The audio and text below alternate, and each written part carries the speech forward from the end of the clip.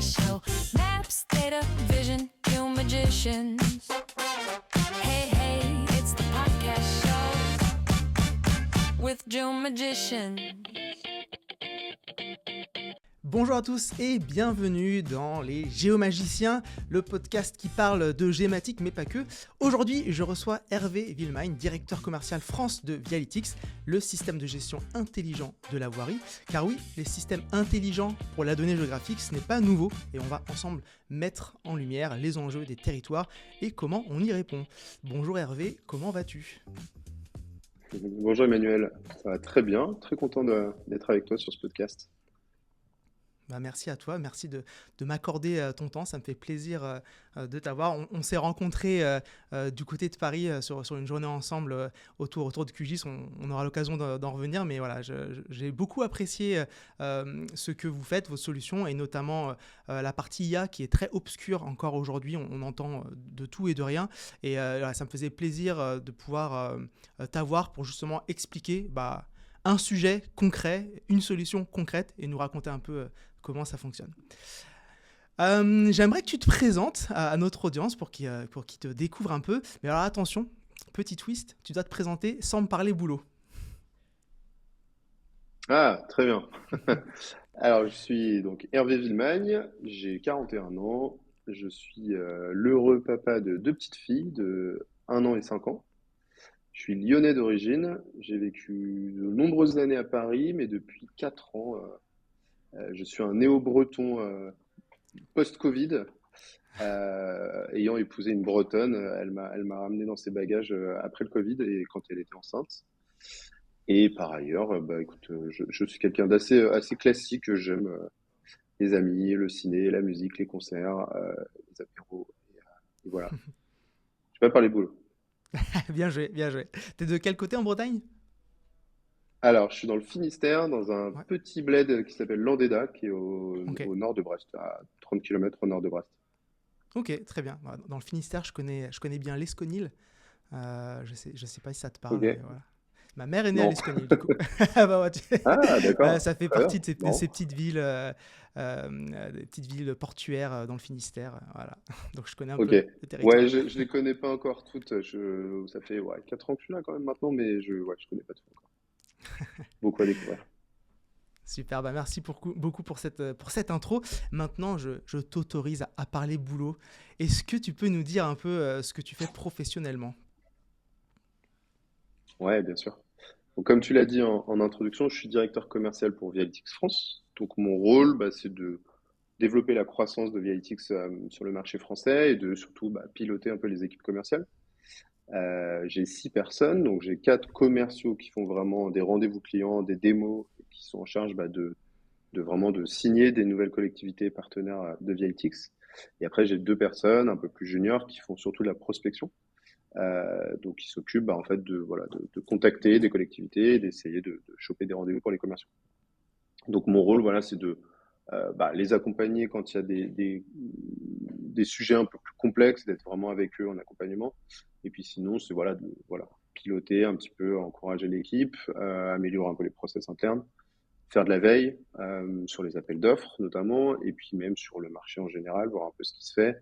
Je travaille aussi beaucoup en lien avec le marketing pour faire de la relation presse, être présent sur des salons, voir quel type de salons peuvent être intéressants, travailler sur des contenus un peu différents, revoir des presses commerciales ou des mailings qu'on peut faire un peu différemment, etc. Donc je m'occupe un peu d'accompagner notre équipe commerciale et de développer la croissance Ok, pour la France.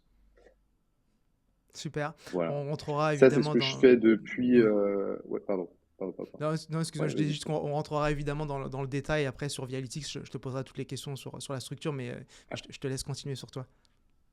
Ouais, je disais que ça c'est le rôle que j'ai depuis un peu plus de 6 mois maintenant. Mais en Mhm. fait, j'ai rejoint Vialytix il y a 4 ans là bientôt.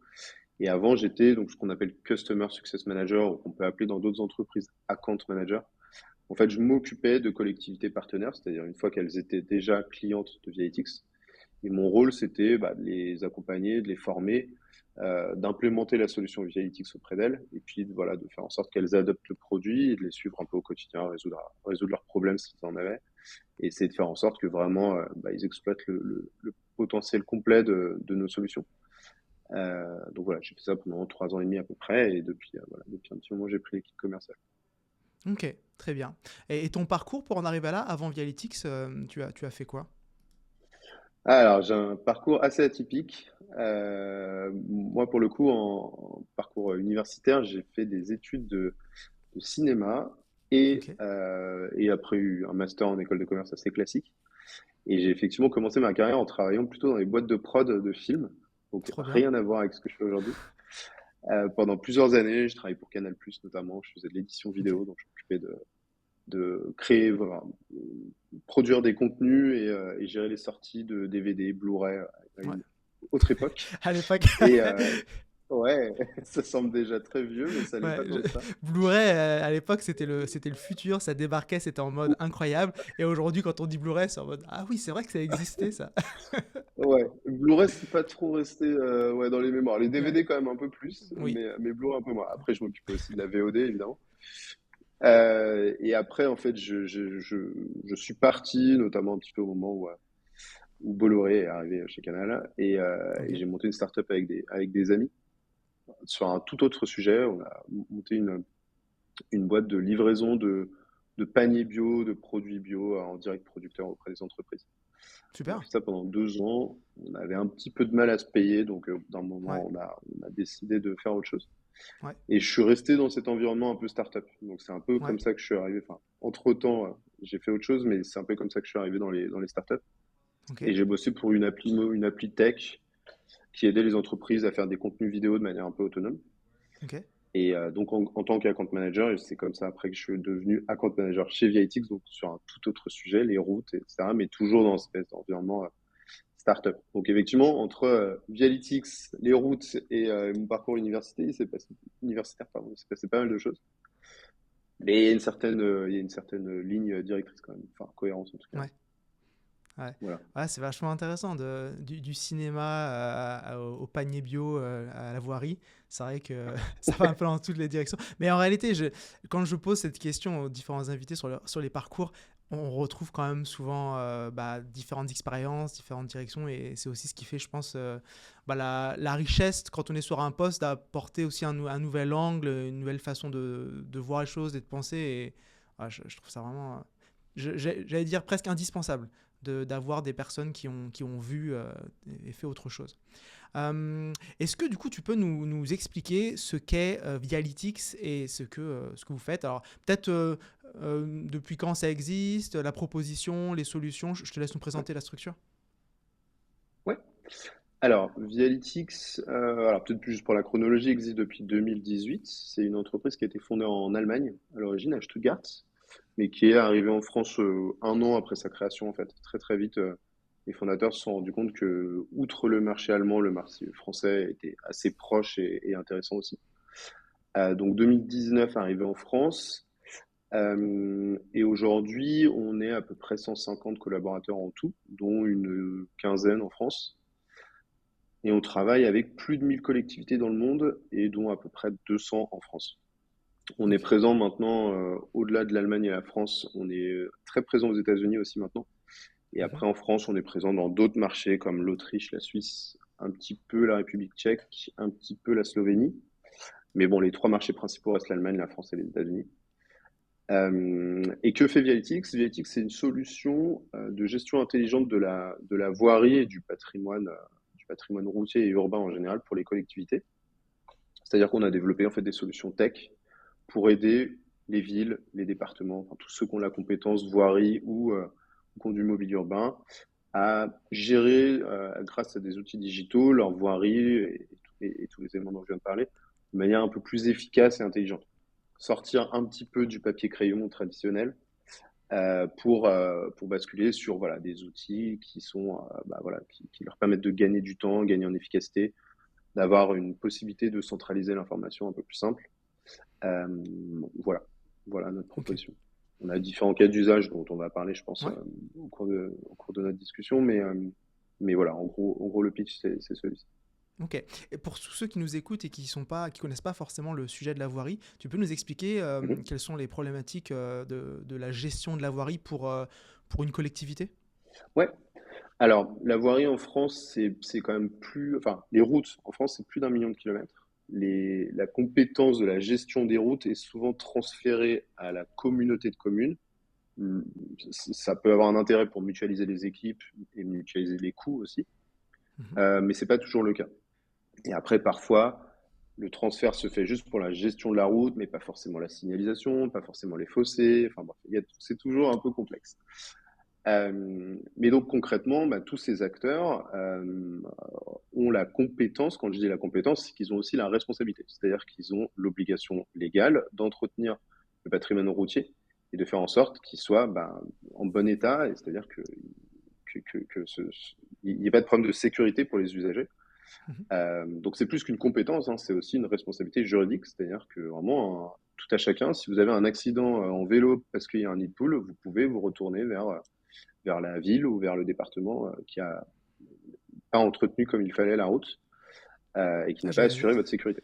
j'avais pas pensé, jamais pensé à ça. Ouais. Que l'on peut se Mais ça retourner. arrive souvent, hein, il y a beaucoup. Mm. On estime en France que, alors, c'est toujours difficile à juger parce qu'il va y avoir les associations d'automobilistes qui vont forcer un peu le trait, etc., etc. Mais on estime que en France, notamment, il y a à peu près un tiers des accidents mortels qui sont liés à un mauvais entretien de la route. Waouh, waouh. Donc, on parle énormément du téléphone portable, de l'alcool, Mm. des drogues, etc. Mais en fait, la qualité des routes, c'est aussi un facteur très, Waouh. très important, notamment pour les deux roues. Ouais, Euh, oui. Je et pensais et on, justement à ah, ça. on estime que c'est à peu près. Ouais. Ouais. Ouais. Je pensais à mon accident de vélo il y a quelques années, sur une Mhm. imperfection sur la route qui m'a envoyé dans le fossé. Ouais, Ben voilà. j'ai pas pensé une seule seconde à me retourner vers la Comcom. Alors après, effectivement, ça peut être l'imperfection de la route, mais ça peut être aussi une signalisation. Ça peut être la signalisation aussi, hein, Mhm. qui peut être mal gérée, mal entretenue. Alors, tout n'est pas la faute des collectivités, hein. Il y a Oui. aussi parfois du vandalisme, des panneaux qui sont abîmés, etc. Mais les Mm. collectivités sont quand même censées être vigilantes. Et même s'il y a un panneau qui est enlevé, abîmé, ils sont censés le remplacer, c'est leur responsabilité. Mm. Euh, D'accord. D'où l'intérêt d'avoir aussi des outils Ouais. efficaces pour gérer tout ça, parce que les conséquences peuvent être importantes, Oui. évidemment pour les usagers en premier lieu, mais aussi pour les collectivités. Ouais. Et c'est beaucoup de boulot, quoi. Les Et oui. collectivités qui ont un réseau assez important à gérer, et parfois des contraintes budgétaires ou des contraintes en ressources humaines, ce qui est un vrai sujet en ce moment, euh, bah, c'est pas évident à gérer. C'est pas Ouais. évident et les responsabilités sont importantes. Ouais. Voilà, il y a des pratiques à changer parfois. Ouais. Donc tu as parlé de signalétique, j'ai Ouais. parlé d'imperfection sur la route, de nid de poule. Il y a d'autres sujets sur lesquels qui est de la responsabilité des collectivités. Ouais, alors d'une manière générale, bon, il y a énormément de sujets qui sont la Ouais. responsabilité des collectivités. Et si je reste sur la partie, ce qu'on va appeler l'espace public, évidemment, bah, il y a tout ce qui est éclairage public. Ouais. Bah, après, ils ont aussi toute la gestion des déchets. Ils doivent, bah, il y a toute la gestion des espaces verts, donc ils doivent aussi entretenir les arbres, entretenir Ouais. les jeux pour les enfants. Voilà, c'est Mm. pareil, hein, c'est à eux. Alors souvent c'est sous-traité à des prestataires, mais ils doivent faire en sorte Ouais. que les toboggans sont en bon état pour les enfants pour pas qu'il y Ouais. ait Ok. d'accidents, qu'il Mm. n'y ait pas de branches d'arbres qui tombent. Ouais. Il y a tout ce qui est après entretien des réseaux. Alors pareil, les réseaux, c'est géré plutôt par d'autres entreprises, mais ils doivent être en lien avec eux. Mm. C'est-à-dire qu'évidemment, un prestataire comme Orange ou comme les personnes qui s'occupent des réseaux d'eau, etc., s'ils ouvrent la route pour faire des entretiens de Mm. réseau ou pour installer des réseaux, alors c'est à eux de le faire, mais c'est à la ville après de faire en sorte que bah, la route soit bien réparée Mm. derrière, de coordonner aussi un petit peu tout ça pour pas que bah, justement ils refassent une route, ça va coûter 1 million d'euros à la collectivité et que un mois après il y a Orange qui va tout creuser pour Ouais. installer Ouais. la fibre par exemple. Donc Ouais. tout ça c'est aussi un travail de coordination pour les villes qui est Mm. important parce que bah, c'est aussi beaucoup d'argent public à gérer Ouais. de manière intelligente. Ok. Mais il y a de nombreux sujets dont les collectivités Ouais. ont la charge, mais sur l'espace public, il y a notamment ça. Ok. Et donc, vous, Vialytix, à ce jour-là, en 2026, vous mettez de l'intelligence sur la gestion donc, de la voirie. Il y a d'autres sujets. Tu m'as parlé, par exemple, d'espace vert, d'éclairage. Il y a d'autres sujets sur lesquels vous Ouais. intervenez? Alors, nous, on peut intervenir sur pas mal de sujets en tant qu'outil, c'est-à-dire que nous, bon, je ne vais pas trop détailler encore, hein, mais en gros, on a une application mobile qui est connectée à une plateforme web, qui sont totalement connectées l'une à l'autre.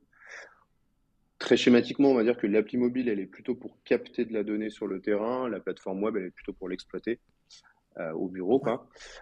Après, il y a plusieurs cas d'usage. Nous, on a un cas d'usage, on va dire principal, historique, qui est le diagnostic de l'état de la chaussée, donc de vraiment l'état de la route, avec de l'IA. Donc en gros, c'est un peu automatisé ou semi-automatisé, c'est-à-dire qu'on peut installer un smartphone sur un véhicule via notre appli. Notre appli va prendre une photo tous les 4 mètres quand on roule.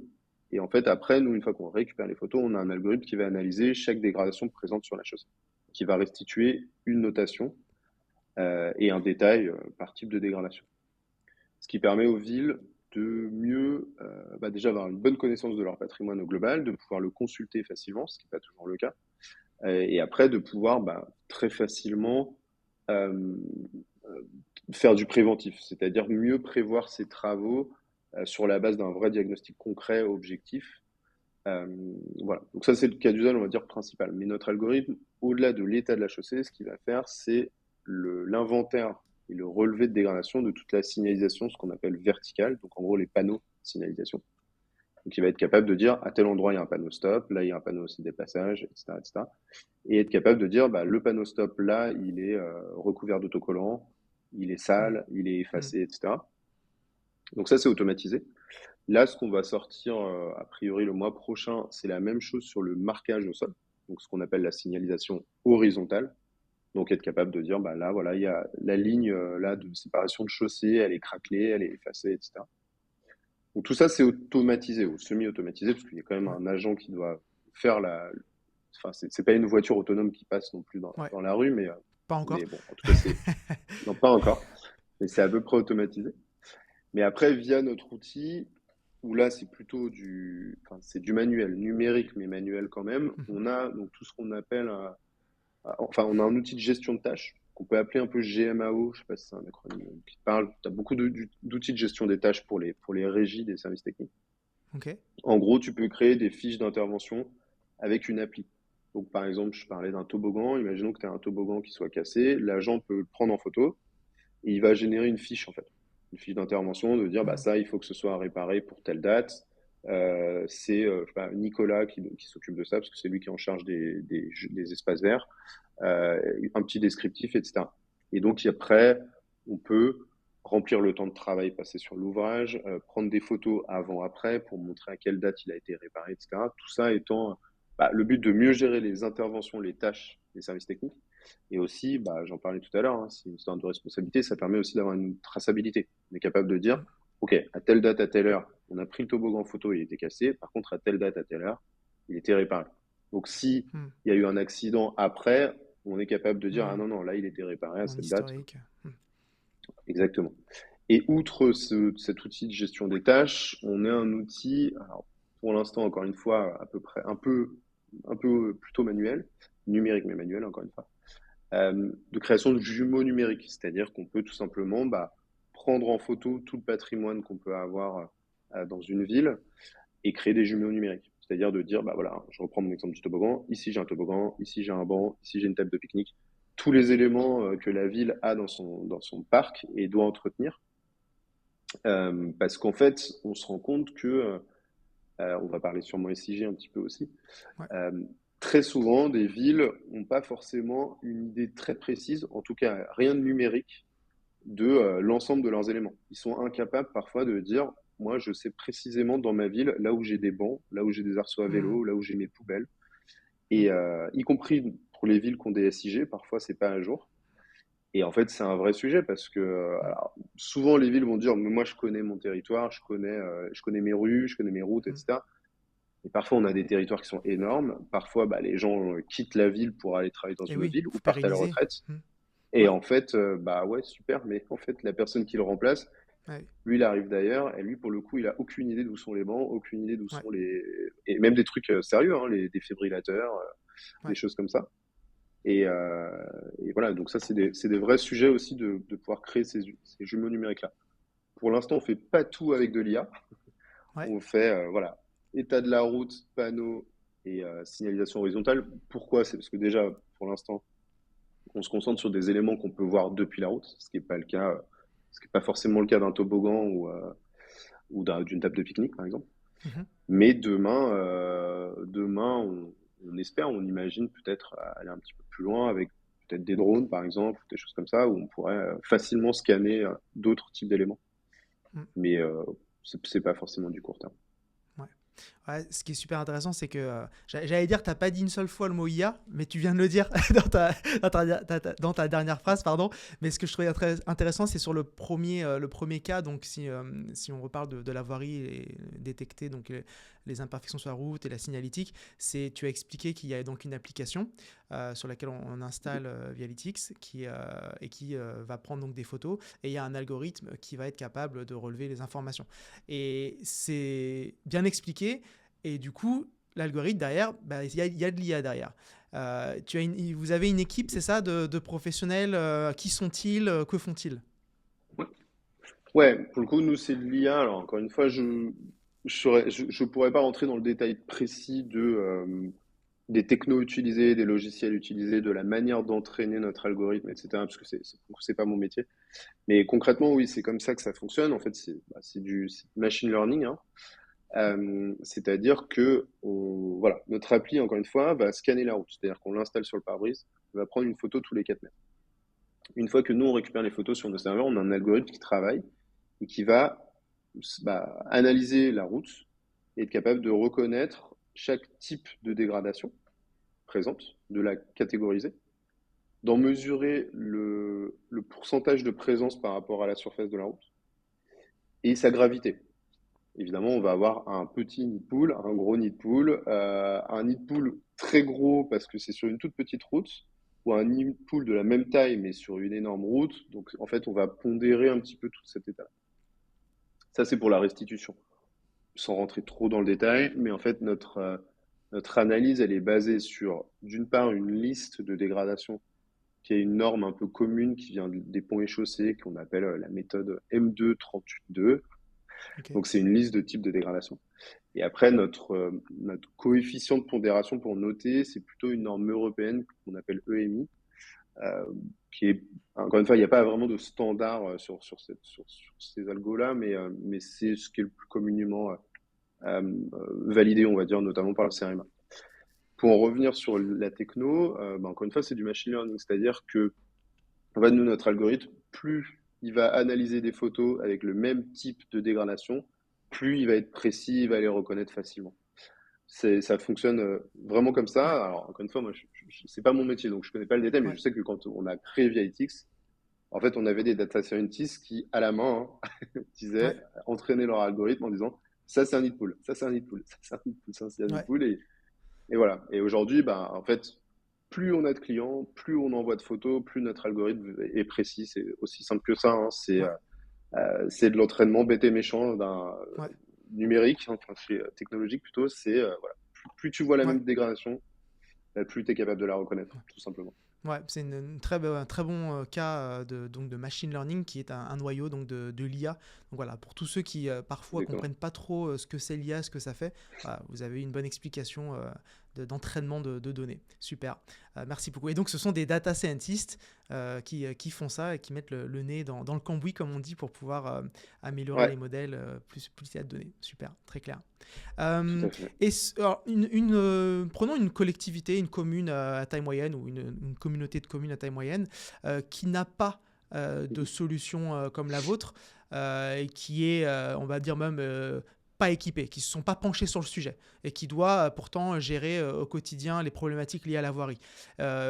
Comment ils font concrètement? Alors, c'est assez variable. Ça va être assez variable selon notamment la taille des collectivités. Mhm, Enfin, le type de collectivité et donc la taille.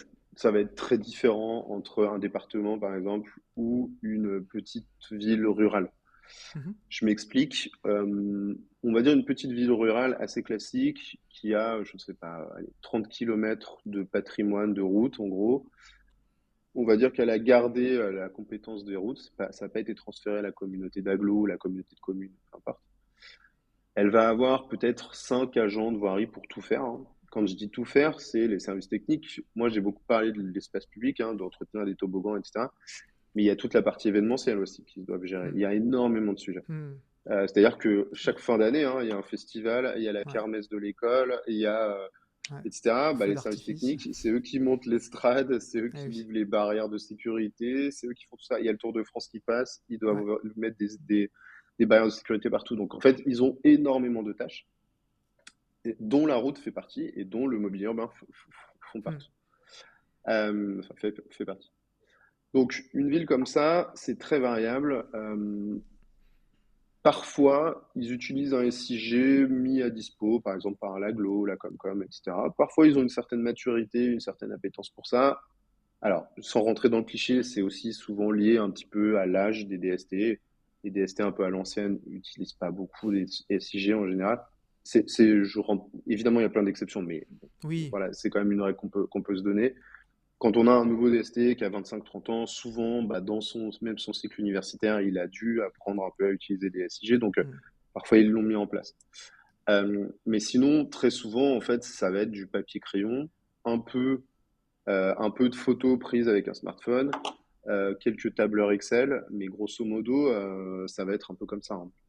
Ça va Mm. être de la gestion. Le matin, il y a les mecs du service technique qui arrivent, c'est la réunion du matin. Nicolas, toi, tu dois faire ça. Sur un Mm. paperboard, Julien, toi, Ouais. tu dois faire ça, etc. Ouais. Et il n'y a pas forcément de traçabilité de qui a fait quoi à quel moment, etc. Mm. Ça marche beaucoup comme ça. Sur la partie travaux et entretien des routes, alors, il y a encore beaucoup de curatifs. C'est-à-dire, on entretient les routes quand elles sont Quand abîmées. il y a un problème. Il y a un nid de poule, on bouche le nid de Mm. poule, il y a une fissure, si c'est trop marqué, on remet un peu d'enrobé par-dessus, etc. Bon, c'est pas tout le temps comme ça, mais c'est beaucoup comme ça. Malheureusement, il y a peu de préventifs et beaucoup de curatifs. C'est souvent aussi, même pas forcément les services techniques qui le repèrent, parfois c'est les administrés qui Eh appellent en oui, disant bah, j'ai un nid de poule devant chez moi. bah, j'imagine. Bon, ok, bah, j'arrive, je vais Mm. boucher le nid de poule. Bah, Donc on est très sur, c'est un peu pompier parfois, un peu une gestion mm. un peu pompier, où on traite les problèmes. Parfois, ils ont des marchés à bon de commande, donc c'est-à-dire qu'ils ont des vrais partenariats avec des entreprises de BTP qui, en fait, ils sous-traitent un peu tout et leur disent, bah, en fait, c'est à vous de faire le diagnostic, le plan de travaux, etc. Alors, entreprise de BTP ou bureau d'études parfois. Mais bon, c'est très variable. Dès qu'on arrive sur des collectivités plus importantes, je pense à une métropole ou à un département, souvent ils ont carrément des laboratoires de route, donc c'est vraiment des Mhm. experts de la route. Euh, et en fait, là, pour le coup, ils vont être quand même un peu plus sur une démarche de prévention, c'est-à-dire vraiment faire ce qu'on appelle des PPI, des plans pluriannuels d'intervention, où vraiment ils vont se dire, OK, nos chantiers, nos travaux de la route sur les 5 ans, 10 ans à Ouais. venir, c'est ça qu'on vise, quoi. Mm. Mais c'est pas toujours le cas. Et forcément, sur des territoires comme ça, notamment les départements, c'est aussi très découpé par agence. C'est-à-dire qu'on va avoir, bah, on parlait du Finistère. Dans le Finistère, par exemple, il y a trois agences principales, une à Morlaix, une à Brest, une à Quimper, avec plusieurs petites agences. Et en fait, chacun gère son territoire, un peu comme si on gérait une ville. C'est-à-dire chacun va avoir peut-être 200 km de route départementale à entretenir et vont remonter ça au siège du département qui va voter un peu les budgets. Et donc ça, c'est pareil, c'est un vrai sujet parce que c'est pas évident. Évidemment, hein, les gens du siège, ils passent pas leur vie à Mm. sillonner les 3500 km de départemental. Voilà, donc ils s'appuient sur les connaissances, les équipes sur place. Et c'est pas toujours facile à gérer non plus parce que bah Mm. il y a un regard humain qui est pas forcément toujours objectif. On a toujours l'impression que les routes de son agence sont plus détériorées que les autres parce qu'on n'a pas assez de budget par rapport aux autres, etc.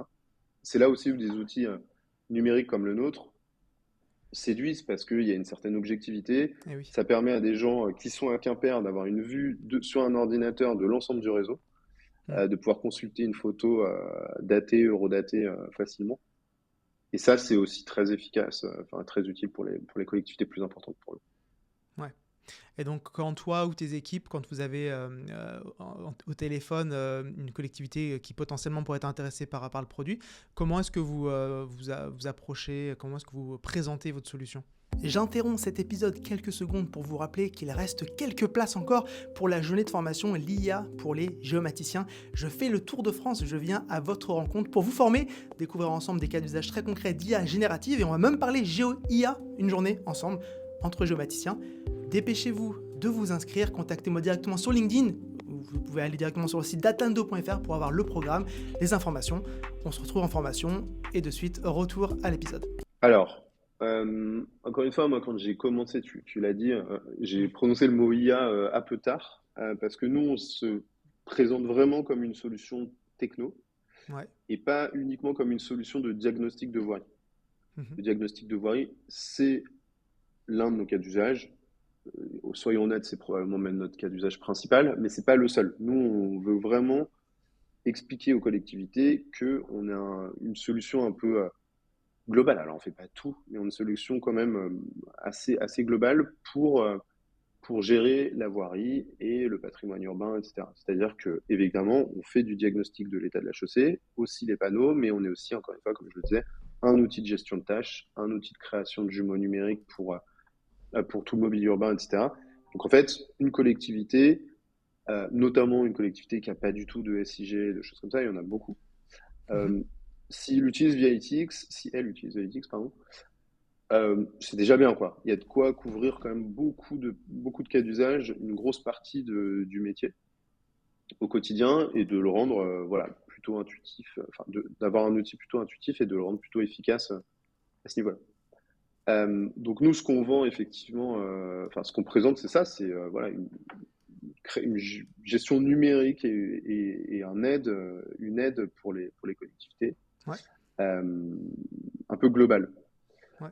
Et après, nos arguments, c'est que, bah, voilà, encore une fois, j'en ai parlé, il y a la partie objectivité, il y a la partie centralisation de l'information et stockage de l'information, c'est-à-dire il n'y a pas de perte s'il y a des mouvements de ressources humaines. Et puis surtout, bah, gain de temps, quoi. C'est un gain Ouais. de temps énorme de pouvoir diagnostiquer l'état de la chaussée juste en roulant. Mm. Idem pour les panneaux. Et en gestion des tâches, bah voilà, en 3 clics, on prend une photo, on crée une fiche en 3 clics, on peut la valider, etc. C'est quand même un gain de temps au-delà de la traçabilité qui est énorme, quoi. Ouais. Et quand tu prononces le mot IA, quelle est la réaction? Est-ce qu'il y a de l'enthousiasme, de la méfiance, de l'incompréhension? Alors, il y a un peu de tout. Quand même, aujourd'hui, alors c'était peut-être un peu différent il y a 3 4 ans, mais maintenant, le mot IA, alors, de manière générale, en tant qu'être humain, en tant que citoyen, on en entend quand même beaucoup parler aujourd'hui. Mhm. Je pense depuis ChatGPT notamment, etc. Donc l'IA, déjà, c'est un terme que les gens comprennent maintenant. Clairement, ils en ont entendu parler. Alors, ils ont parfois une idée un peu biaisée, hein. IA, Mhm. ils pensent ChatGPT, effectivement. Ils pensent pas Mhm. forcément à ce que je disais tout à l'heure. Ouais. C'est souvent l'IA générative et pas forcément les autres formes d'IA. Ouais. Mais en tout cas, c'est pas un mot obscur maintenant. Mhm. Ça résonne plus avec de la science-fiction. Ça résonne avec des outils qui existent aujourd'hui. Ouais. Après, la réaction, elle est assez variable. Nous, vraiment dans notre environnement, c'est-à-dire la route et la gestion des services techniques en général, même dans cet environnement-là, ça commence à être quelque chose d'assez connu, quoi. Alors, peut-être pas par tout le monde et toutes les collectivités, mais euh, des solutions comme la nôtre, il y en a plusieurs. On est quand même présent toujours maintenant un peu sur les marchés professionnels, etc., etc. Il y a quand même eu pas mal de reportages presse, en presse Mhm. spécialisée ou voire même généralistes sur des solutions comme la nôtre. Donc, souvent, quand même, maintenant, les gens ont entendu parler de solutions comme la Ouais. nôtre. Donc c'est pas forcément un truc.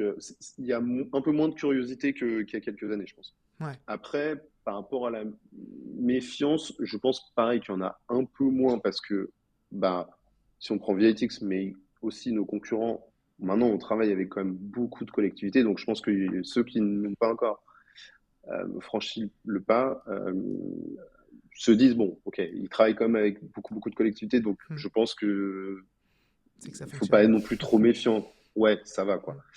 Mhm. Il y en a qui ont dû essuyer un peu des plâtres, etc. Je pense qu'ils se disent un peu ça. Après, il y a encore un peu de méfiance. Euh, bon, sur un peu la fiabilité, on est encore un peu challengé, etc. Bon, il y a encore beaucoup qui se disent, ouais, mais bon, on n'est quand même pas encore la même expertise, etc., etc. Ce qui est probablement vrai jusqu'à une certaine mesure. Et après, il y a toujours le côté un peu l'IA va remplacer l'humain, ce qui fait Mhm. toujours un petit peu peur. Mhm. Voilà, nous là-dessus, on est assez clair. Bon, déjà, il y a une réalité réelle, enfin, il y a une réalité aujourd'hui, une réalité réelle. Il y a une réalité, c'est que euh, les collectivités font face à des très fortes contraintes budgétaires Mhm. euh, et à des contraintes aussi liées aux ressources humaines. Il y a beaucoup de départs à la retraite qui ne sont pas remplacés. Ils ont des Mhm. gros problèmes de recrutement. La fonction publique attire quand même moins qu'il y a quelques années, je pense. Mhm. Donc ça, c'est une réalité. C'est une réalité. Ils ont moins de budget et ils doivent souvent faire plus, ou en tout cas à minima autant, avec moins. Ça, c'est clair, net et précis. Donc, les solutions comme les nôtres, à partir de ce constat-là, bah, c'est simple en fait. Soit vous dites ça va remplacer l'humain, soit vous dites bah non, en fait, ça va juste me faire gagner beaucoup de temps Mhm. sur certaines tâches qui me prennent du temps, qui sont en plus pas forcément à très forte valeur ajoutée. Et justement, je vais pouvoir dégager du temps à mes équipes pour faire d'autres choses. Ça, je pense que quand même la plupart des collectivités maintenant en ont bien conscience et se disent que voilà, des outils comme le nôtre, voilà, ils font gagner du temps, ils font gagner en efficacité sur pas mal de sujets et qu'il faut pas en avoir peur. Il faut plutôt embrasser les technos et se dire bah voilà, ça va m'aider. Euh, voilà, enfin voilà, il y a 30 ans, les gens bah, ont eu des ordinateurs, ils ont un peu oublié les fax, ils ont envoyé des mails, ils ont maintenant des fichiers Excel. Bah ça va, il y a quand même encore des humains pour s'en servir. Enfin voilà, c'est donc là, moi je pense qu'on est à peu près dans ce même truc-là, Mhm. dans cette même veine. Hein. Voilà, c'est Mhm. juste des outils qui font gagner du temps et qui aident. Mhm. En aucun cas vous remplacer. Et ce qu'on dit aussi, c'est que pour l'instant, nous, euh, notamment sur le diag de voirie, en fait, on livre un diagnostic rapide, efficace, objectif, etc. Mais on aide un petit peu, on fait quelques recommandations, préconisations de travaux, mais la décision finale, évidemment, elle va être humaine, Ouais. avec des techniciens et avec des élus aussi, hein, qui votent des budgets et qui prennent des décisions. Ça, c'est pas prêt de changer. Et, euh, et nous, en aucun cas, on dit, voilà, nous, la route là, elle est en rouge, mettez Mhm. 1 million dessus pour la remplacer. Enfin, c'est pas comme Mhm. ça que ça marche. Vous allez quand même aller sur le terrain, faire des mesures complémentaires, discuter avec des prestataires qui vont vous aider dans les meilleures techniques, les meilleurs matériaux à utiliser pour refaire la route. Enfin, voilà, c'est en aucun cas à prendre en argent coton. C'est un peu comme, nous, on n'estime pas être médecin, on estime fournir un thermomètre. C'est pas du tout la même chose. Mhm. Euh, Mhm. voilà, les médecins utilisent du matériel, mais ils sont médecins. Mhm. C'est eux qui préconisent après des ordonnances. Ouais. C'est pas l'inverse.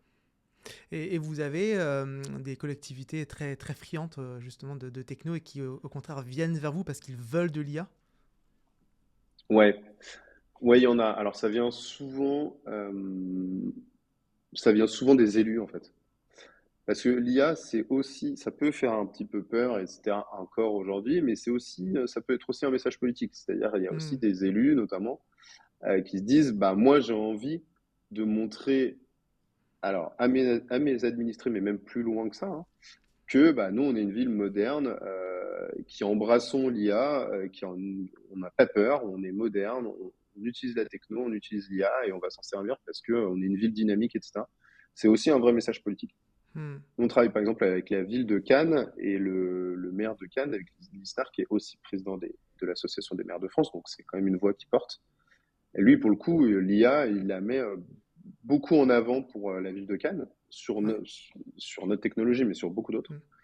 Euh, et il y a, oui, il y a un message politique quelque part derrière de dire, bah voilà, on est Cannes, on est une ville moderne, on est une ville portée vers les nouvelles technologies, Mhm. enfin voilà, Ouais. le digital, etc. Ça explique Donc aussi ça, peut-être qu'il c'est y ait sur la partie, on va le, dire, élue. le festival de l'IA au Palais des Congrès de Cannes chaque année. C'était il y a quelques semaines là. Ça explique aussi peut-être ça. Ouais, ah ouais, complètement, complètement. Lui, il porte vraiment ça, il est fer de lance de ça, enfin, voilà. Donc c'est assez intéressant. Ça vient vraiment, voilà, des élus. Et il y en a d'autres, il y a Mhm. d'autres élus qui vraiment sont plutôt, effectivement, comme tu dis, intéressés par ça et ont envie de le mettre un peu en avant aussi en termes de message politique. Et après, alors c'est un peu pareil, ça va dépendre des collectivités. Il y a des petites collectivités où il se trouve que un DST ou un DGS bah, vont être un peu geeks, vont être très intéressés par toutes ces technos et vont être vraiment moteurs là-dessus. Quitte à parfois avoir du mal à convaincre même en interne, Mhm. mais c'est un peu plus rare. Après, tout de suite, dès qu'on arrive dans des métropoles ou des départements, au-delà des laboratoires de route dont je parlais, il y a aussi des services DSI ou IT dont le rôle, c'est aussi beaucoup de faire de la veille pour toutes les équipes, donc pour tous les sujets, hein, et voilà, d'être à la page sur toutes les solutions un peu digitales, IT, IA qui existent, et d'essayer de voir ce qui peut être intéressant comme cas d'usage à pousser auprès des équipes.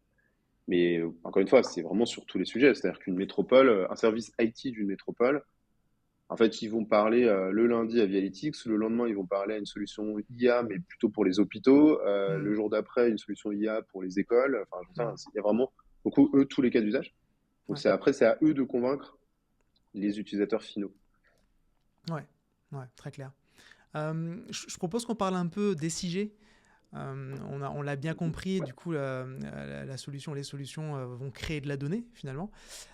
Cette donnée, est-ce qu'elle est exploitable dans un SIG? Si par exemple, moi je suis géomaticien en collectivité, je travaille avec QGIS, je viens d'apprendre que ma commune ou mon agglo vient de passer sur vos produits, vos solutions, qu'est-ce qui va se passer pour moi? Qu'est-ce que je vais gagner? Est-ce que je vais pouvoir accéder à quoi est-ce que je vais pouvoir accéder?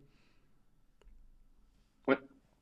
Alors, nous, quand on capte de la donnée avec Vialytics, donc via notre application mobile, sur le terrain, elle se retrouve sur notre plateforme web. Donc, on peut utiliser toute cette donnée sur notre plateforme web sans problème. C'est ce que je disais tout à l'heure, hein, il y a des collectivités qui n'ont pas forcément de SIG, etc. Donc, pour elles, c'est un environnement un peu global d'avoir Vialytics. Après, effectivement, il y a aussi plein de collectivités qui ont des SIG. Je disais tout à l'heure qu'il y en avait certaines qui avaient beaucoup de trous dans la raquette, c'est-à-dire pas forcément une connaissance précise de leur patrimoine, de l'endroit où ils ont des bancs, des arceaux à vélo. Mais il y a aussi effectivement, évidemment, l'inverse, c'est-à-dire qu'il y a aussi des collectivités qui ont une montagne de données déjà dans leur SIG Mm, et qui, évidemment, ont besoin de la croiser. mm, Et donc, nous, c'est quelque chose qui est très demandé hein, par nos clients, évidemment, de pouvoir exporter les données via Lytics pour les intégrer dans les SIG. Donc, c'est quelque chose qu'on peut faire sans problème qu'on a l'habitude de faire. Enfin, tous les départements, les métropoles, pour le coup, nous le demandent parce qu'elles sont toutes des SIG, avec des données de trafic, par exemple, qui sont extrêmement importantes. Quand on prend des décisions sur refaire ou pas une route, c'est très lié aux données de trafic, parce qu'évidemment, une route en très mauvais état, mais au fin fond d'une zone un peu agricole où en fait il y a 3 véhicules qui passent dans la journée, mm. bon, ça n'a pas un impact très fort. Ce qu'ils appellent les routes à lapins, ça a pas un impact très fort et c'est pas prioritaire par rapport à une route qui est la route principale entre Ouais. des zones économiques, par exemple. Bah, si elle est en état moyen, là, pour le coup, elle va quand même être prioritaire. Donc, Mm. c'est un exemple, mais beaucoup les données de trafic, nous, sont une vraie donnée pour, pour nos clients, dans l'idée de prévoir des travaux de route. Et donc, oui, nous, on peut sans problème exporter nos données en shapefile notamment, en Excel, en CSV. Et on peut fournir aussi des flux WMS, WFS sur à peu près toutes nos couches. En fait, nous, via Lytics, ça fonctionne un peu de toute façon comme un SIG sur le principe, en beaucoup plus simple. Mais on a un principe voilà, de carte avec de calques qu'on affiche et de filtres qu'on peut afficher. Alors, encore une fois, beaucoup plus simple que ce que peut faire un SIG. Mais c'est un peu le principe. On peut se dire, moi, je veux que les zones très dégradées, je veux que les zones avec tel type de dégradation, je veux que les panneaux stop, etc., etc. Donc, c'est un peu le même principe.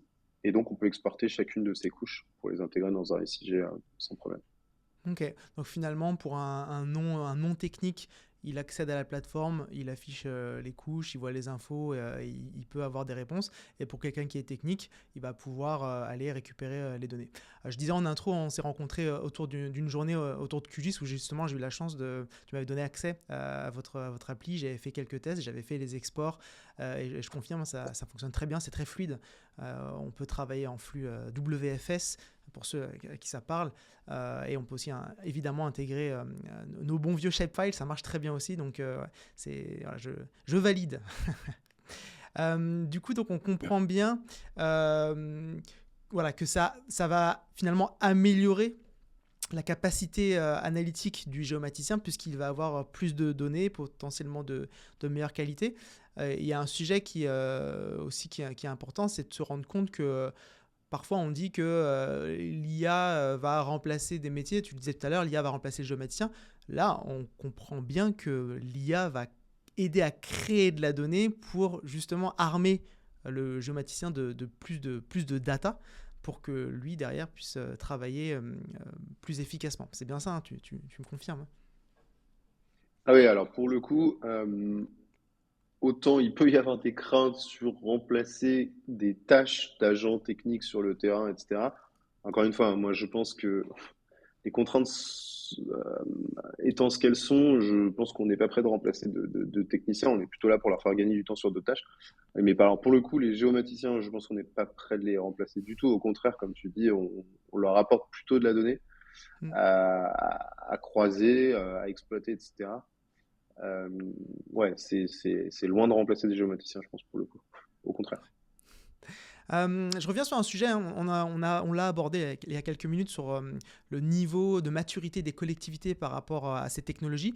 Toi, tu trouves qu'aujourd'hui en France, de ce que tu vois, alors peut-être que justement tu vas pouvoir, si tu as des échos, des regards, vu que vous êtes à l'international, voir ce qui se passe un peu à côté, est-ce que tu considères que les collectivités sont à la page ou sont au contraire en retard sur la partie techno et outillage de la gestion du patrimoine et de la voirie? Alors, ce sera difficile pour moi d'avoir une réponse sûre parce que je suis pas non plus expert, j'ai pas fait d'études particulières sur le sujet, mais je pense que, alors, d'une manière générale, je pense qu'on est, l'état des routes en France se dégrade. Euh, on a été pendant des années et des années le pays le mieux noté par l'OCDE en termes d'état du patrimoine. Et depuis 10-15 ans, on chute. Je crois qu'on est passé de Mhm. premier à 17e en 15 ans. Et chaque Ouais. année, on baisse un peu. Tu Et c'est pas disais, du tout lié pardon, aux personnes. mondial ou européen Alors, c'est l'OCDE, alors c'est mondial, hein, mais il n'y a pas Ouais. forcément tous les pays, je pense, mais Ah, on c'est était quand même premier. un large Waouh. scope. On a été premier pendant très longtemps, hein. Je crois Ok. qu'on était vraiment un des pays avec le meilleur réseau routier du monde pendant très longtemps. Et ça baisse vraiment. Mais ça n'a rien à voir avec les personnes. Je pense que c'est en grande partie lié au budget qui baisse, Hmm. quoi. Après, des choix politiques aussi, etc., notamment de l'État. Mais c'est pas lié aux personnes. Ce que je veux dire par là, au contraire, c'est que je pense que pendant des années, on a été de très très bons élèves avec un réseau routier très dense et très bien entretenu. Ce qui fait que pour le coup, je pense qu'on a une très forte expertise. On a des stars. On a des stars de la route. On a des universités euh, qui génèrent des gens très très compétents. Je pense évidemment au Pont Chaussée, à l'université Gustave Eiffel, enfin, il y en a plein d'autres. On a des organismes comme le CEREMA, l'IDRIM, qui sont des viviers de forts talents et de gens très très très compétents dans le domaine de la route. Donc, je pense que déjà en termes de connaissances de route, de techniques, de comment refaire des routes, etc., je pense qu'on a des stars, vraiment. Et je pense que du coup, dans ce scope-là, on a quand même beaucoup de gens qui sont à la page, qui sont alertes sur ce qui se passe. On a tous les ans des doctorants Hmm. qui réfléchissent à ces sujets et qui intègrent les compétences actuelles, hein, donc de l'IA, etc. Donc je pense non, je pense qu'on est un pays qui est plutôt à la pointe sur ces sujets-là, sur la route en général et sur les nouvelles technos liées à la route. Je pense du reste que enfin, moi, je vois par rapport au marché sur lesquels Vialytix est présent, l'Allemagne, les États-Unis, on a beaucoup plus de concurrents en France. Il y a beaucoup plus Hmm. d'entreprises comme la nôtre qui existent Ouais. qu'en Allemagne ou même aux États-Unis. Ouais. Voilà, nous, on a un marché assez mature avec quand même beaucoup d'acteurs. Mhm. Euh, donc, ouais, non, non, je pense qu'on est un pays plutôt, plutôt à la page, voire même à la pointe sur ces Ouais. sujets-là. Ouais. Ok. Et si on fait un petit jeu de projection dans le futur, euh, on va imaginer, donc on va se projeter sur les technos du coup. Là, on parle d'IA, il y a d'autres technos qui peuvent potentiellement aider, la réalité augmentée ou d'autres choses. Si on se projette dans 25 ans, comment est-ce que toi tu imagines, grâce aux technos qu'on aura dans 25 ans, la gestion des voiries? Alors, dans 25 ans, c'est C'est bizarre. loin, c'est très loin. Ouais, Ouais, j'ai tendance sur à. ces sujets-là, 25 ans, c'est. Ben, c'est ça. Souvent, j'ai tendance Mais non, non, à mais c'est projeter sur intéressant. 5-10 ans, mais là, j'ai peur que 5-10 ans, en fait, ça soit trop proche. Et parce qu'il y a quand même, on parle des jumeaux numériques, la réalité augmentée, on a parlé tout à l'heure de voitures autonomes, et je pense que 5-10 ans, c'est peut-être un peu tôt, mais par contre, 25 ans, ça peut nous laisser un peu plus de marge pour rêver un peu. Donc toi, tu t'imaginerais ça comment dans 25 ans? Donc 2050. Alors, honnêtement, c'est dur à dire. Je pense que dans 25 ans, il va y avoir. Alors, le climat va être fait déjà partie de l'équation, ça c'est clair, mais va l'être de plus en plus. Euh, donc, je pense qu'en fait, alors, au-delà de ce que nous on fait via ETX, il y a, je pense, il y a des gros sujets sur les réflexions de route en général, sur les matériaux utilisés. Il y a beaucoup de gens qui réfléchissent sur utiliser des matériaux plus écologiques, plus durables, etc., etc. Plus résistants aussi, parce que bah voilà, on a des épisodes météorologiques qui sont de plus en plus compliqués à gérer pour les gestionnaires de route. Et c'est la météo, c'est ce qui fait que les routes se dégradent, hein. Hmm. C'est vraiment. Alors là, on a un hiver qui est particulièrement marqué. On a énormément de pluie. Hmm. Et quand vous avez du froid, de la pluie, du froid, de la pluie, c'est là où il y a vraiment les routes qui souffrent vraiment. Alors, je sais pas si vous avez l'habitude de rouler là en ce moment. Je pense que vous le voyez, Hmm. il y a vraiment beaucoup de trous qui se créent Ouais. sur les rebords de chaussée, les bords de chaussée notamment, etc. Donc, ça va être un gros sujet à gérer pour les collectivités. Alors là, je parle pas du tout de techno, mais Ouais. sur comment gérer des budgets qui sont contraints et utiliser des matériaux et des techniques plus durables, etc. Hmm. Voire même abandonner parfois, je pense, certaines routes, hein. Se dire, Ouais. en fait, là, ça coûte trop cher, cette route n'est pas Ouais. assez utilisée, etc. Je pense que Et puis peut-être que, ça va être quand même notamment vraiment quelque chose. du côté du Finistère, hein, avec la montée des océans, montée des eaux, ce sera peut-être des bateaux et qu'il faudra plus des Ouais. routes. C'est une blague de Bah, mauvais non, goût, non, mais mais bah, tu crois pas si bien dire. Dans le Finistère Sud, il y a une route qui s'est effondrée et alors, je me souviens plus du nom du village, qui est entre un étang et la mer et en fait, elle n'a pas résisté. Et la ville a décidé de ne pas la refaire. Ils ont dit, bah ouais. voilà, ça nous pendait au nez, entre guillemets. Ah ouais. Et là, voilà, bah, c'était l'hiver de trop. Elle devait avoir 25 ans, je pense. Ils ont dit, bon, Et du on coup, ils vont oublie, mettre un on bac refera pas cette où route. va falloir traverser. Je sais pas trop comment ils vont faire, mais, mais en tout cas, ils referont Ouais. pas la route. Et je Waouh. pense que ça, vraiment, c'est des choses qui vont arriver, hein, enfin, Hmm. de plus en plus souvent. Hmm. Donc voilà, si on se projette à 2050, moi, ce qui me vient le plus en tête au-delà des technos, c'est que forcément, il va falloir adapter de nombreux sujets, Hmm. mais la route en fait clairement partie. Ouais. S'agissant des technos, alors là, c'est même un peu du court terme, mais je pense que en 2050, je pense que ce sera euh, très, très déployé.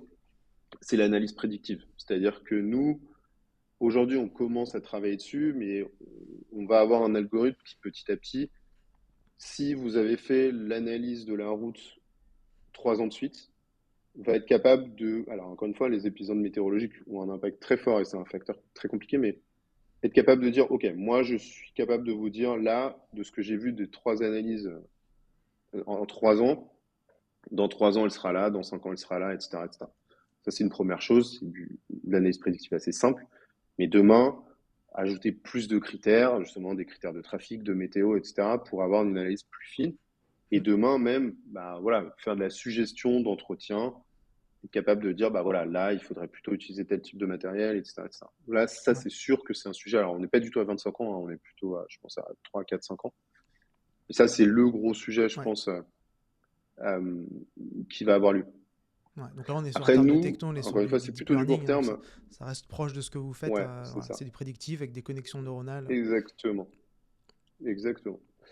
Après, alors là, pareil, c'est du très court terme, mais nous, on veut entraîner notre algorithme sur plein d'autres sujets, hein, sur les glissières de sécurité, par exemple, les retenues, le, la distance des arbres par rapport à la route, par exemple, ou d'autres types d'éléments qui peuvent être dangereux. Enfin, voilà, ce genre de choses, il y a énormément de sujets sur lesquels on peut entraîner notre algo. Ça, pareil, on n'est pas sur du 25 ans. Après, l'autre gros sujet, mais là, à voir si ce sera nous ou d'autres, ça va être effectivement tout ce qui peut être fait avec des drones. Je Ouais. pense notamment à tout ce qui est ouvrage d'art, parce qu'aujourd'hui, nous, on fait vraiment la route, mais un des autres gros sujets, et encore une fois, qui va aussi lié au changement climatique, c'est les ouvrages d'art, les ponts, Hmm. les myriades et myriades de ponts, de passages à niveau, de choses comme ça, Hmm. qui existent, qui sont entretenus, qui, pareil, c'est un fort enjeu, parce que là, pour le coup, il y a vraiment des dangers si c'est mal entretenu, et c'est beaucoup de travail, beaucoup de budget. Là, je pense qu'il y a aussi beaucoup de choses à faire à ce niveau-là. Hmm. Et alors, pour le coup, c'est un autre sujet, mais moi, j'en ai parlé avec l'université Gustave Eiffel il n'y a pas très longtemps. Sur le ferroviaire, il y a pas mal de choses à faire aussi. Alors là, je sors un petit peu du scope, mais apparemment, il n'y a pas énormément de choses qui existent encore. Enfin, il y a beaucoup de choses encore à faire sur le ferroviaire. Mm. Après, voilà, encore une fois, en 2050, oui, bah, la voiture autonome, il y a des chances, il y a des chances que ça Le existe, il y a drone des chances que autonome ce en soit là. 2050. Le drone autonome, peut-être. Après, là, nous, on fonctionne avec un smartphone. Est-ce qu'on aura vraiment encore un terminal smartphone? Ouais. Est-ce qu'on Moi, aura des j'aime bien. lunettes? Est-ce qu'on aura des Ouais. puces? Est-ce que c'est J'aime bien difficile à dire, ou alors cet angle. Ouais. Je pense mais que oui. le smartphone, plus ça va aller et moins on va l'apprécier. Souvent, les avancées technologiques répondent aussi à un besoin, à une demande, et même si on est un peu tous accros à notre smartphone avec tout ce qu'il y a dedans, en réalité, on est tous heureux quand on arrive à se déconnecter du smartphone. Et je me demande si là, il n'y a pas Mhm, justement un monde où on se dit, bah, on veut plus de notre smartphone et on a d'autres technos. Et pour, dans votre sujet, pour capter de la data, peut-être que voilà, aujourd'hui, c'est les smartphones, mais ce sera peut-être juste les lunettes, une puce, quelque chose. Ouais. c'est ça. Mm. Et puis après, il y a un sujet de connexion aussi qui est, pour l'instant, nous, on a effectivement un smartphone qui prend des données avec une appli qui fonctionne hors connexion, etc. Après, on doit transférer les données via une borne Wi-Fi, etc. Ça, c'est aussi des choses qu'on peut imaginer, peut-être. En fait, et évidemment, on a un temps d'analyse, alors qui est très rapide, hein. On peut analyser en 2, 3 jours, voire même plus vite. Souvent, le lendemain, on a les résultats. Et là, c'est pareil. Il va y avoir peut-être des sujets d'instantanéité, de Mm. transfert automatisé, ou peut-être que, en fait, alors, je sais pas si ce sera un smartphone, une casquette, une paire de lunettes, j'en sais rien, et qui sera en fait un serveur en tant que tel, et qui fera l'analyse en direct. Enfin voilà, je Ouais. pense qu'il y a des sujets de rapidité d'analyse, de rapidité de transfert, de connexion. Après, dans le contexte géopolitique d'aujourd'hui, il y a un énorme sujet de stockage de données, de souveraineté, évidemment. Donc ça, bon, là, c'est pas vraiment de la techno, mais c'est un énorme sujet. Mm. Parce qu'évidemment, nous, on stocke beaucoup de données qu'on stocke en Europe, en Union européenne, mais voilà, pas forcément avec des prestataires européens ou français, hein, disons-le franchement, mais on est, je pense, peu d'acteurs du numérique à le faire, Mhm. à pouvoir le faire. Ça, c'est évidemment un énorme sujet, euh, qui est déjà un sujet très réel et très demandé par les collectivités publiques. Donc là, pareil, ça fait pas rêver, hein, là, ce que je te dis sur le Non, mais 2050, la c'est très réaliste, souveraineté, très terre à mais terre. ça fait partie Et ouais, des gros sujets. ouais, ouais, ouais, d'accord. Là, ouais, c'est du 5 10 ans, je pense, en termes d'échelle Oui, en temporelle. plus. Mm, mm. Ouais, ouais. Super.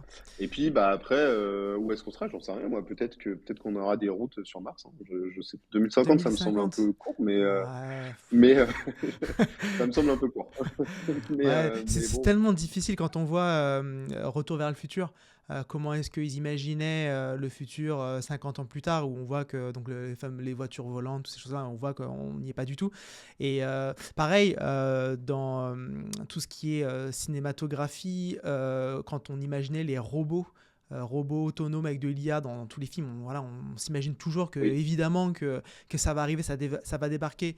Là, même si on entend tous les 4 matins, ah, ça y est, il y a les robots qui arrivent, regardez ce qu'ils font en Chine, regardez Tesla, etc.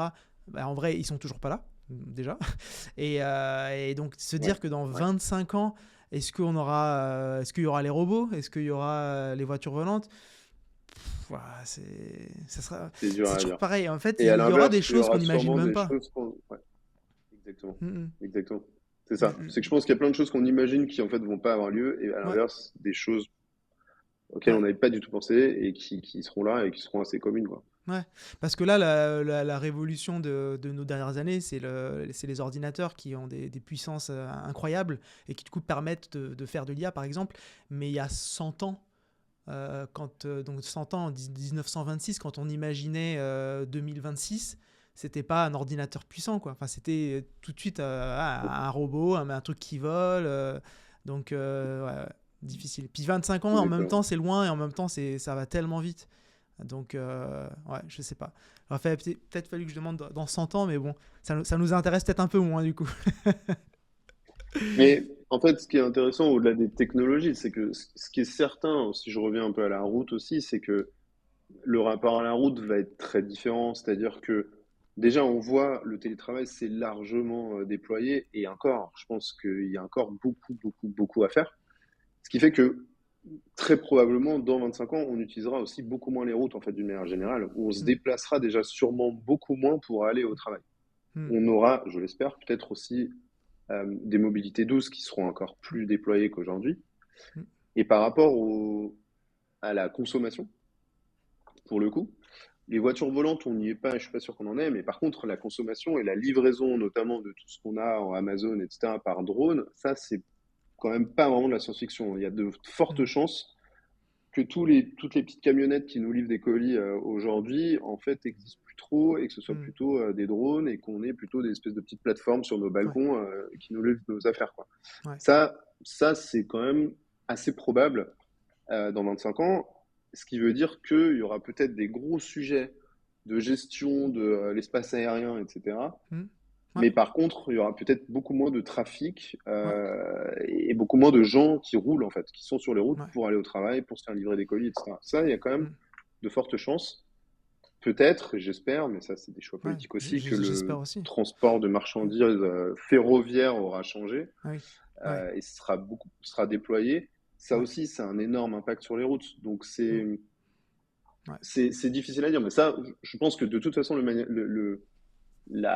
l'utilisation de la route sera assez différent dans ouais, 25 ans. Pour le coup, ouais. ça je le pense. Ouais, j'espère parce que on est de plus en plus nombreux, de plus en plus de véhicules. Quand on voit les embouteillages, Ouais. on a la chance, toi et moi, de ne pas travailler ou plus travailler pour toi à Paris et devoir prendre la voiture tous les matins, par exemple. Quand on regarde des villes en Chine, quand on regarde Los Angeles, c'est un cauchemar. Mm. À Los Angeles, il y en a, ils passent 1h30, 2 heures le matin, 1h30, 2 heures le soir. Enfin, pour moi, c'est juste impensable.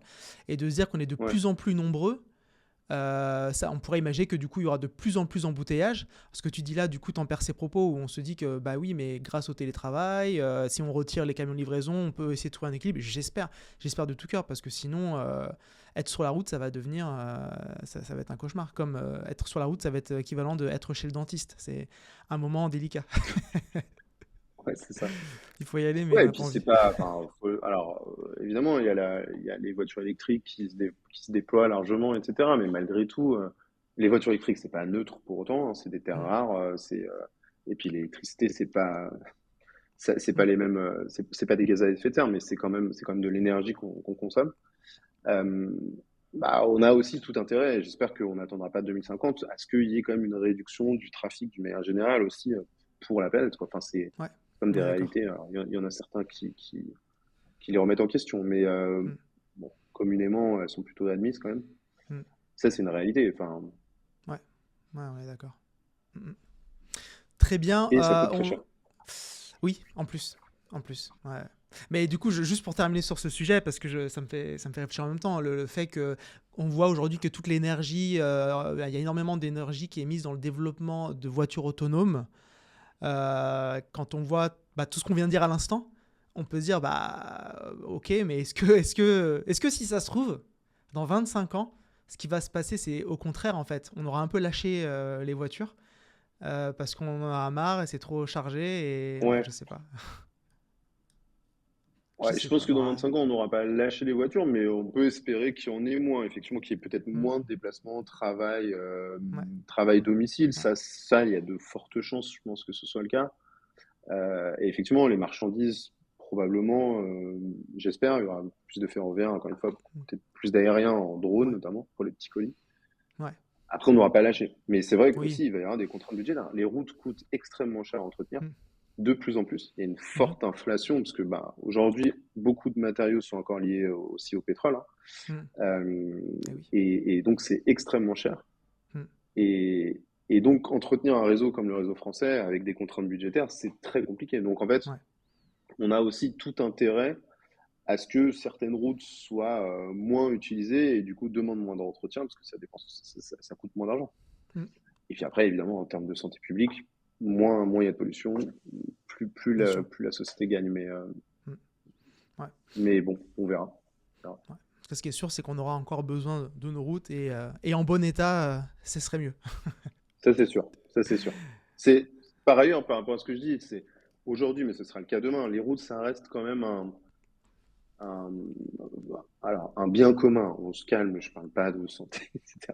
Et pour autant, c'est quand même un bien commun dans le sens où, en fait, c'est utilisé par tout le monde. C'est-à-dire que c'est pas uniquement des gens avec des gros 4x4 et qui prennent la route. C'est les marchandises, c'est pour aller à l'hôpital, c'est les pompiers, c'est les vélos, Mm. c'est les personnes avec des problèmes de mobilité qui ont besoin d'être en véhicule, etc. Mm. Donc c'est quand même, Ouais. on a quand même de l'intérêt à avoir des routes en bon état. Moi, je suis plutôt partisan de pas en construire trop de nouvelles et de Mhm. plutôt développer du ferroviaire ou plutôt entretenir celle qu'on a déjà, parce qu'on a quand même déjà un très gros réseau. Mhm. Euh, mais par contre, les entretenir, c'est important, c'est précieux. Et justement, en fait, ça coûte beaucoup moins cher à entretenir qu'à réparer. Et ça coûte surtout beaucoup moins cher à entretenir avant qu'elle soit trop dégradée. Mm. Euh, Vraiment, je parlais du CEREMA ou de l'IDRIM, c'est ce qu'on appelle un peu les dettes grises. C'est-à-dire qu'on estime que voilà, 1 euro économisé à l'instant T, quand une route n'est pas trop dégradée, un peu fissurée, etc., c'est 4 euros économisés dans l'avenir, quoi. Ouais, ouais. Une route, quand il faut la refaire, ça coûte très cher. Quand il faut Mm. la refaire complètement, ça coûte très très cher. L'entretenir, c'est du travail, c'est du temps, c'est de l'organisation, mais ça coûte beaucoup, beaucoup, beaucoup moins cher. Mm. Et Ouais. en plus, c'est plus confortable et c'est mieux pour la sécurité, évidemment. On comprend ici très bien l'enjeu. Super. Merci beaucoup Hervé. Je te propose, on arrive à la fin de cet épisode, je te propose un petit jeu qui s'appelle Mythe ou réalité. Et je te donne 8 affirmations et toi tu dois me répondre du Ouais, tac au tac si selon toi c'est un mythe ou une réalité. Pas de justification, c'est vraiment du tac au tac. Est-ce que tu es prêt? ok, allez. En sachant qu'il y a plein de sujets qu'on a déjà abordés, donc ça va être facile. On commence par la première affirmation. Les collectivités sont frileuses face à l'IA. Mythe ou réalité? Non, mythe. L'IA coûte trop cher pour les petites communes. Mythe, au Les contraire. élus... Eh oui. Les élus comprennent vraiment les enjeux SIG. Euh... Mythe et réalité, c'est très différent selon les communes. Allez, Eh oui. je vais dire mythe, parce qu'il y en a plein qui ne les comprennent pas. L'IA remplace l'inspection terrain. Mythe, Les données générées par l'IA sont plus fiables que les relevés humains. réalité. La souveraineté des données est En, devenue... Oui. en partie, je suis obligé de justifier. Allez, Je suis t'as obligé de droit, t'as justifier. droit. T'as En droit à justifier. partie, il y a un peu plus, il y a plus d'objectivité et d'efficacité. Après, pour aller plus loin dans l'analyse, il faut de l'humain. En tout cas, Ouais, encore aujourd'hui. ouais, En tout cas, avec VITIC. ouais. Pardon. Non, pas de souci. Non, mais à chaque fois, sur ce petit jeu, je dis toujours c'est soit mythe, soit réalité. C'est Mais à un moment tolérant, c'est donné, il y a tolérant. toujours quelqu'un qui se doit de justifier parce que, bah oui, volontairement, j'ai des affirmations qui donnent envie de réagir. C'est fait exprès, ça fait partie du jeu. La souveraineté des données est devenue un critère clé. Réalité. Les géomaticiens sont sous-utilisent. Oh, pardon, excuse-moi, j'y arrivé, je la refais. Les géomaticiens sont sous-utilisés dans les collectivités. Réalité, ouais, je pense. Pareil, ça va dépendre un peu des collectivités, mais d'une manière générale, je pense réalité. Moi, je dirais un grand réalité. Ouais. Ouais, L'IA va ouais, devenir. je pense. Ouais, ok. L'IA va devenir standard dans la gestion de voirie. Réalité. Ouais, on est d'accord. Dans la gestion de tout, je pense. Enfin, c'est pour ça que je pense que ça sert à rien d'être effrayé par l'IA aujourd'hui et d'être réfractaire. C'est là, et c'est là pour rester longtemps, pour se développer. Donc il faut l'embrasser, il faut être vigilant, il faut surveiller, il faut réguler, et il faut l'aiguiller pour qu'elle soit sur des domaines d'application qui sont vraiment utiles. Mais elle est là et en fait, on va pas s'en priver. Enfin, je veux dire, l'électricité est arrivée, on ne s'en est pas privé et c'est utile quand même. Donc voilà, Oui, après, il ça faut. aide. Bah non, mais bon.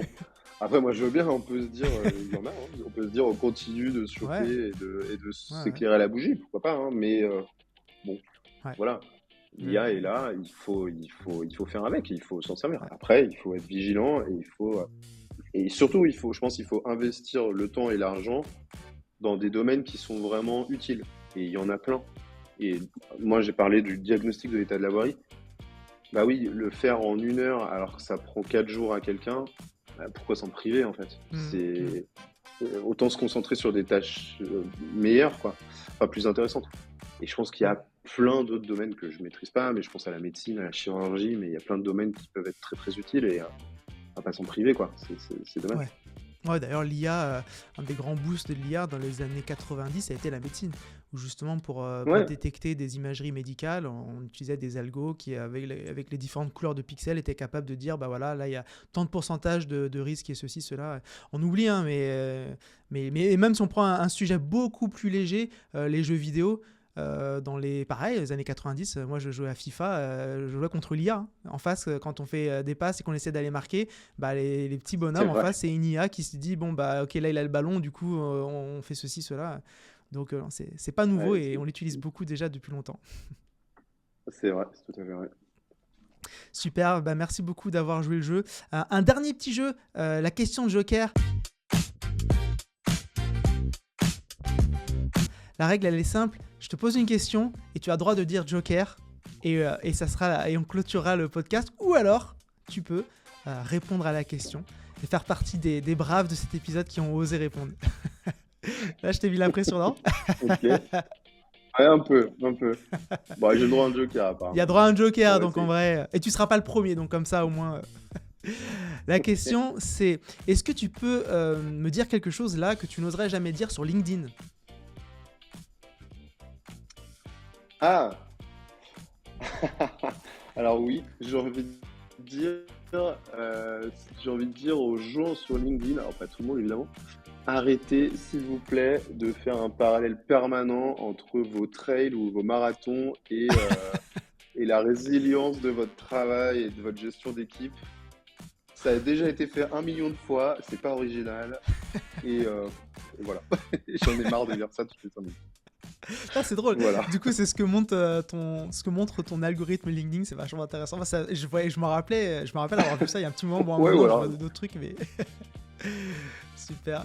J'en vois un peu moins. Non, j'ai peut-être juste beaucoup de contacts qui font Qui des font des... trails et des running et qui parlent de ça, mais ouais, c'est peut-être un peu daté, hein. Je suis peut-être un peu ringard aussi. Mais ouais, Non, non, mais c'est ça qui m'est venu. mais tu sais quoi, je vais te dire, je vais avouer quelque chose.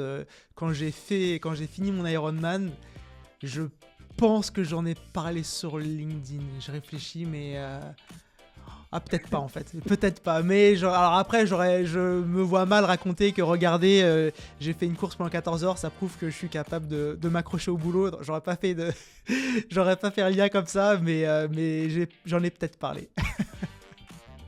Après, je suis peut-être juste jaloux de ne pas avoir fait d'Ironman Coup de ou marathon. de marathon. Et C'est si je le peut-être ça. faisais, je le crierais à tout le monde. Bah, tu sais Mais quoi, le jour où tu fais voilà un ce qui me venait en marathon tête ou en un tout cas. trail et Bon, que tu postes dessus sur LinkedIn, je mettrai le petit extrait de, de cette vidéo et, et on en reparlera. ok. Je vais faire gaffe. Super. Je vais faire gaffe. Pour pas prendre de risque, ne fais pas de marathon, comme ça au moins tu prends pas de Ouais, risque, sinon, quoi. voilà. Très bien, exactement. Super, bah merci beaucoup d'avoir participé à cet échange. Est-ce que tu as un mot de la fin à partager ou un coucou à passer je te laisse la parole. Alors, un coucou, non, pas spécialement. En tout cas, ouais, merci pour l'échange, c'était chouette. Et juste, bah, encore une fois, alors je sais pas qui sera auditeur du podcast, mais n'hésitez pas à voir ce que fait VITX, surtout à nous contacter si vous avez des Ouais, questions, si vous avez des besoins, si vous cherchez des stages, si vous cherchez des boulots aussi, hein, je parle pas que de business. ouais, Et puis encore une fois, bah, voilà, soyez curieux sur toutes ces ouais. technos, soyez curieux sur tout ce qui se fait. Il y a plein de choses. Il y a plein de choses et voilà, voilà, le monde bouge sur tous ces sujets-là et c'est intéressant de se dire, on a l'impression que c'est des domaines, les collectivités publiques, la route, etc., un peu archaïques et c'est pas vrai. Moi-même, j'étais le premier surpris. C'est la première fois que je travaille avec les collectivités publiques. En fait, il y a plein de gens tech, il y a plein de gens curieux, intéressés par tous ces sujets et c'est assez chouette. Super, merci beaucoup. Comment on fait si on veut travailler avec toi ou si on veut, si on est intéressé, si on est une collectivité déjà, on vous retrouve où, comment on fait? Bah, on a un site web où on peut nous contacter facilement. Ouais. Donc c'est vialitix.fr évidemment. Ouais. Voilà. Il y a des fiches contact, mail, téléphone, il y a tout ce qu'il faut pour regarder ce qu'on fait, des témoignages de clients aussi, et nous contacter. Et alors après, si c'est plutôt pour nous rejoindre, bah, pareil, on peut nous contacter via notre site web. Et sinon, on est sur Welcome to the Jungle aussi, plateforme de recrutement, où on poste en général toutes nos offres d'emploi. Ok, super. Évidemment, je mettrai le lien directement sous cet épisode. Merci beaucoup Hervé Super. pour cet échange, c'était super sympa. Merci Emmanuel. Avec plaisir, à très bientôt. Ouais. Quant à vous, merci Partagez. beaucoup d'avoir écouté cet épisode. Je vous dis à très bientôt dans un prochain épisode et surtout, n'oubliez pas, ne cessez jamais d'apprendre. À très bientôt. Ciao. Two magicians. Hey, hey, it's the podcast show with Joe Magician. Yeah, but what's your job? I'm doing maps. Sorry, what's your job? You know, with data. But what's your job? I make the world readable. Tune it up, hey, hey, it's the podcast show. Tune it up, hey, hey, it's the podcast show. Maps, data, vision, Joe Magicians.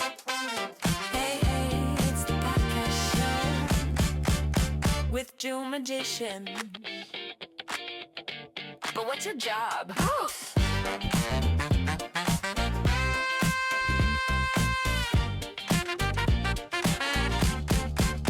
Maps, data, stories.